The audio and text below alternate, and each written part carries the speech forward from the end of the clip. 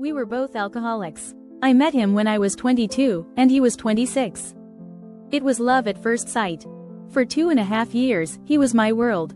I have never loved anyone as deeply as I loved him. And when I ended things, I swear a part of my soul died. I've never felt the same since. Growing up with alcoholic parents had already left its mark on me. But at the time, I hadn't fully understood my own drinking problem. When we got together, my drinking escalated. It felt normal, almost expected, to indulge with him. But the more I drank, the more anxious, needy, and emotional I became.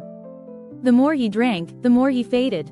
He drank to the point of blacking out constantly, and I hated it. I could see it happen, the moment his face went blank, his eyes lifeless. I'd realize he wasn't really there anymore, just an empty shell.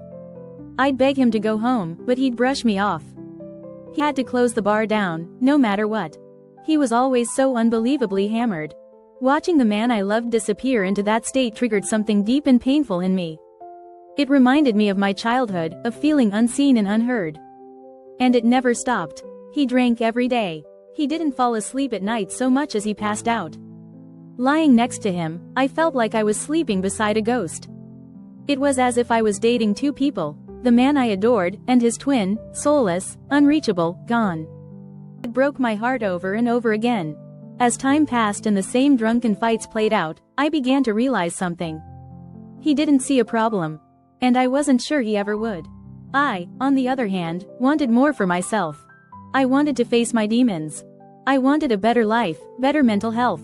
But he wasn't interested in change. His world had always revolved around drinking. He'd been surrounded by the same group of guys since childhood. Guys who drank to blackout as routinely as breathing. His father was a heavy drinker too. Coming from an upper-middle-class bubble where alcohol was dressed up as craft beers and expensive cocktails. It never felt like a problem to him. But to me, it was everything I was trying to escape. I knew if I didn't leave that life behind, I would drown in it. I still fight for my sobriety every single day. Last month, he got married. I saw the wedding photos, drink in hand in every picture, that same blank, intoxicated stare I could never bear to see. I hope he's happy. I miss him every day. And I hate alcohol for everything it takes and everything it destroys.